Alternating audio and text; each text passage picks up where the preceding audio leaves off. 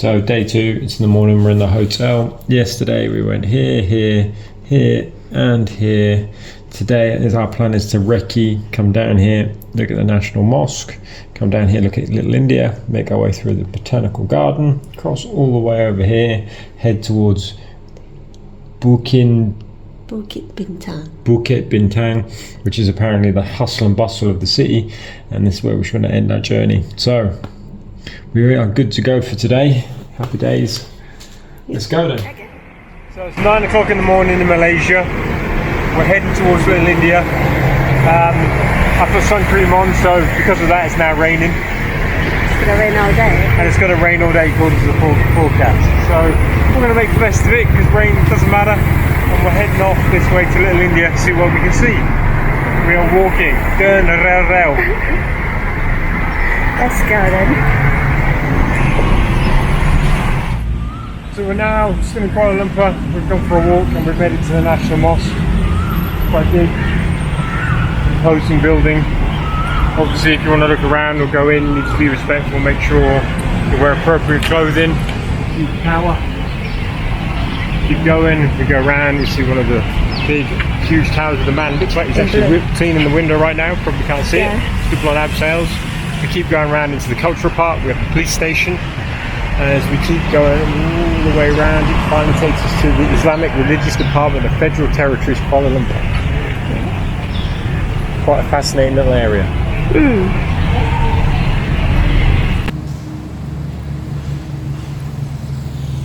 We're up by the police station, the planetarium, and we have been followed by monkeys.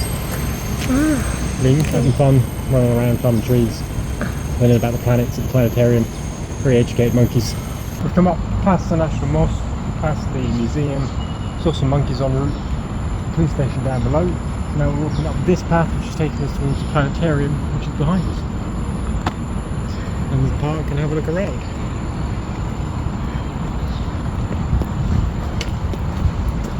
Look at this, the monkeys have got a little slide. I know it's flooding, but if I was a monkey, I'd use it as a water flume.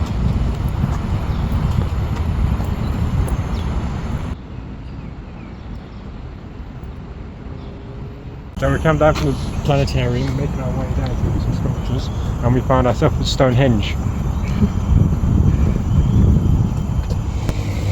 A lot smaller in real life. I swear the last time I went to it was a lot bigger. But I was a little kid then. Maybe as a grown up, it just looks a lot smaller. And then we head to... Now we're going to head down towards the Botanical Park. You know that area we saw netted off earlier? Back that way? It's an aviary. This is the largest covered aviary in the world, found in Kuala Lumpur. Costs 85 ringgit for adults, 65 ringgit for children, and you can walk around, see all the different birds as they fly around in that environment down there, which is about 5 minutes walk from the planetarium and close to the Botanical Garden.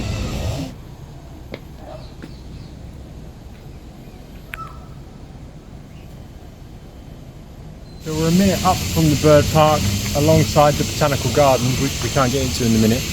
And for those who are cheapskates like us, if you keep walking up, you'll find a gap in the fence where you can walk through, find a little hole, and see the birds in their aviary without paying any money. For those handy tip if you're on a budget. Where we going? Now we're going to continue along here, which should take us to the Orchid Garden and the Anniversary Theatre.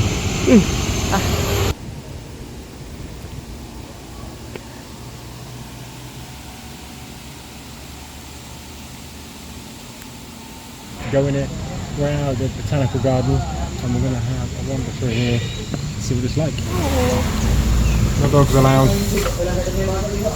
no electric scooters allowed, and definitely no smoking. There's a penalty and a fine. So be healthy, come here, get some fresh air, some exercise, and don't smoke.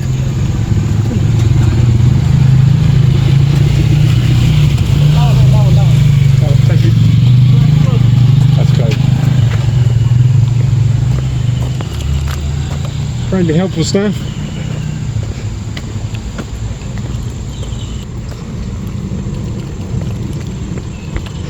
Steep, yeah, cool.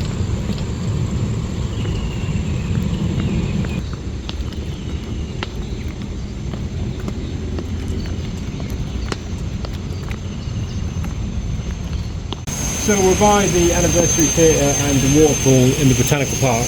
Our plan is to go over, across the city, and head towards the Bukitbintang, which we said earlier is supposed to be the heart and soul of Kuala Lumpur. According to the sat nav, it's a 53-minute walk, and for some reason it's decided to take us to a McDonald's in Bukitbintang. So we're here? Yeah, so we're in the Botanical Park. I'm going to bimble all the way over to here.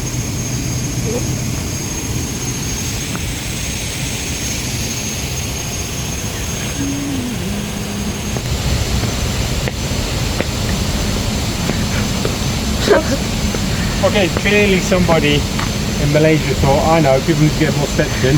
Let's put a random set of stairs that go nowhere and just stop, turn around, go back to where you came from. Good bit of planning. More steps. More steps. Susu. The botanical area, the garden, the aviary and everything of Kuala Lumpur definitely feels like the lung of the area. Lots of green, lots of park, lots of places to walk, lots of things to see. I mean, the whole of Kuala Lumpur and the whole of what we've seen, there is greenery everywhere, but this particular area, a lot more.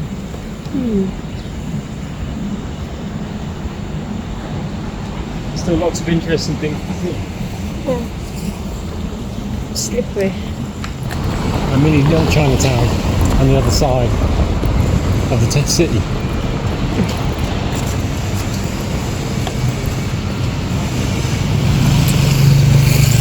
Really, something that's very old.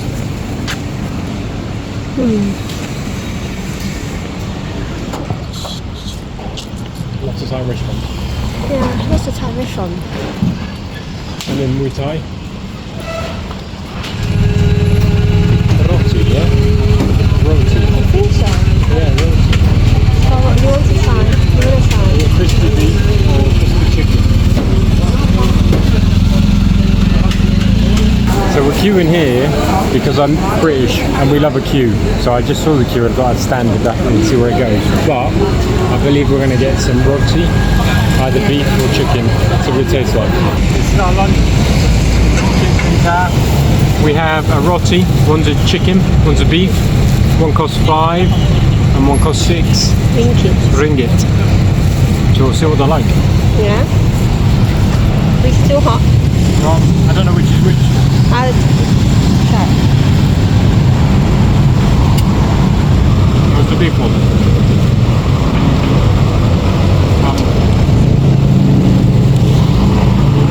Smells nice. Lots of butter. So it's quite buttery. And flaky pastry. The beef's got some veggies in there. Quite well seasoned. I can see why the locals like it. Yeah. Very nice. Good little snack. Probably like 10,000 calories in the thing. But tastes good. Yep. Enjoy. So we're now in the centre of Bukitbintang. Get a feel of the area. Lots of shops. Very Christmassy at the moment. Lots of restaurants, cafes, things and places you can go.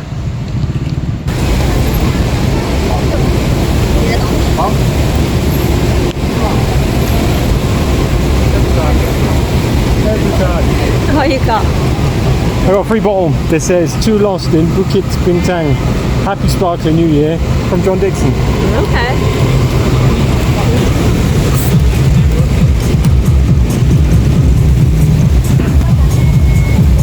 It's any good? Tastes like slightly lemony fizzy water. So we can see here Bukitbintang's version of Times Square. Lots of hustle, lots of bustle. Lots of advertising, lots of massive electronic billboards. Feast for the eyes.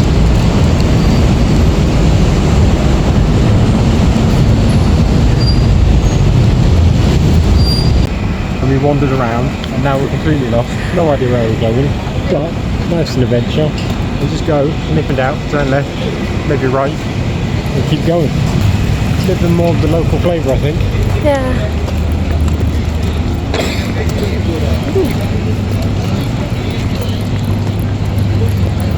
How good a worst tour guide.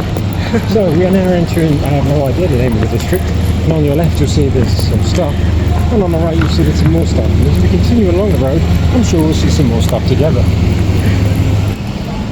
Which way are we going? Let's go that way, straight on.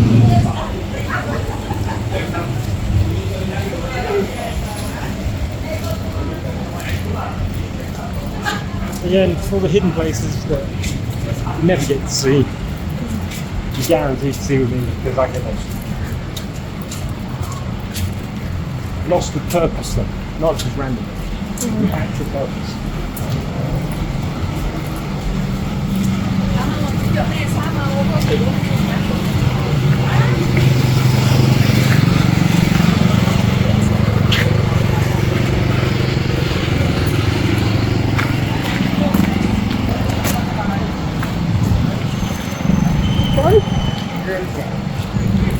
I like all the funky paintwork. Yeah. And arty. Oh. Oi.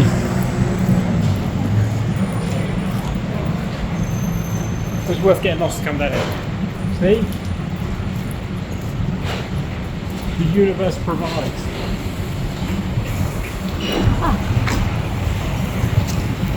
You come down here and then go back up. Just have another look at some of the art.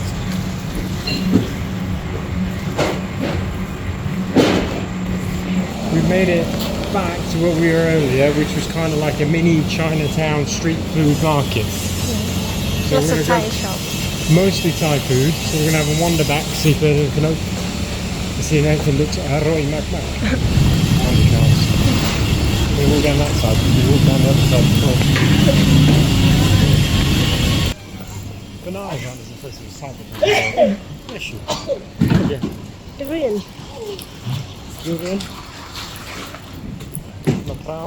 Lapao. So, we're making a detour back to the hotel, going a different way. The reason why I picked this way, because I found some stairs to run up. Let's go. Let's get some movement.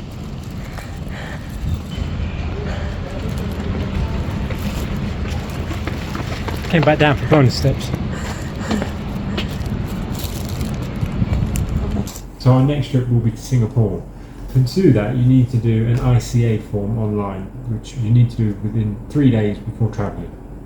On that, asks details about where you're from, where you're going after, how long you're staying there. It needs to have your passport number in, your expiry date of your passport, the hotel you're staying in, health declaration, The flight numbers. flight numbers, everything, inside trouser leg measurement, your blood type. I'm making that bits up. But it's a lot of information, it takes about 5-10 minutes to fill in. Once you get it, you get a confirmation email and you're good to go. What's sock in Thai? ถุงเท้า Dangmo Tun Tao. ถุงเท้าแตงโม Tung Tao Dangmo. And we're about to head off and go to the airport to make our way to Singapore. Check them out. Look at those bad boys.